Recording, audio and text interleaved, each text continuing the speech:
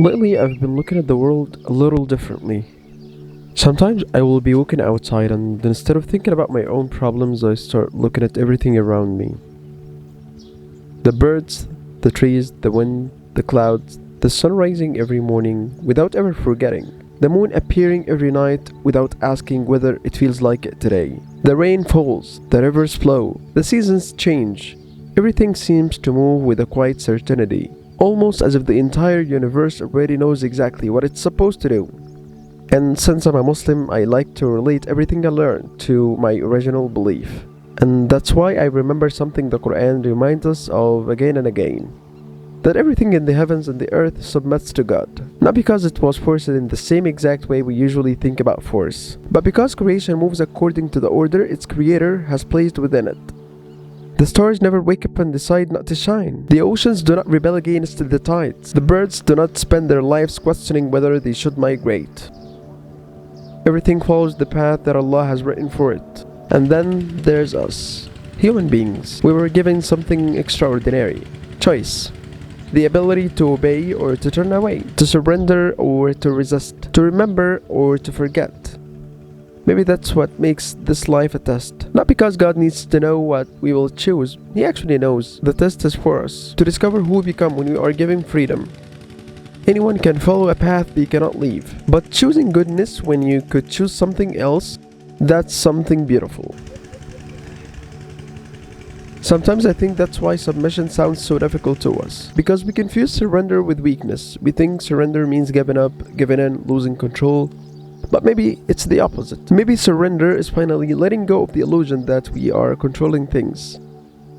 We spend so much of our life worrying, trying to predict everything, trying to control outcomes, trying to make people like us, trying to make life unfold exactly the way we planned. And honestly, that's so exhausting.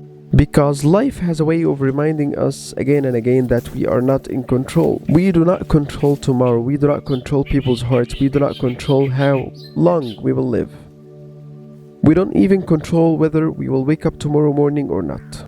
One day, every one of us will leave this world. Every plan, every position, every title, every success, every fear, argument, unfinished to-do list, all of that will stay here. When I remember that, so many of the things that keep me awake at night suddenly become smaller. Not because they are not real, but because they are not ultimate. They are temporary.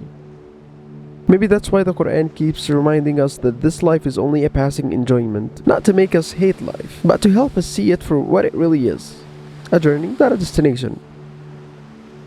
And I have noticed something else. The more attached I become to this world, the more afraid I become. Afraid of losing, afraid of failure, people's opinions, not getting what I want.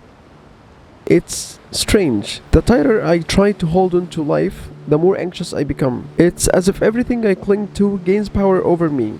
If I'm attached to people's approval, their criticism controls me. If I'm attached to money, losing it terrifies me. If I'm attached to status, my identity rises and falls with it.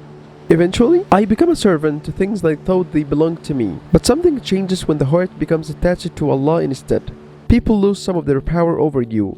Success loses some of its power over you. Failure loses some of its power over you. Even fear begins to shrink. Because your heart is no longer depending on the things that were never meant to last. Submission doesn't make you weaker, it makes you freer. Not free because life becomes easier, but free because your peace no longer depends on circumstances. It depends on the one who controls those things and those circumstances. And maybe that's one of the most beautiful paradoxes of Islam. The world tells us that freedom means answering to no one. Islam teaches that the real freedom begins when you stop being a slave to everything else and become a servant to God alone. Maybe that's why the Prophet, peace be upon him, gave one of the most comforting pieces of advice to a young companion. He said, "Young man, I will teach you some words. Be mindful of Allah and He will protect you.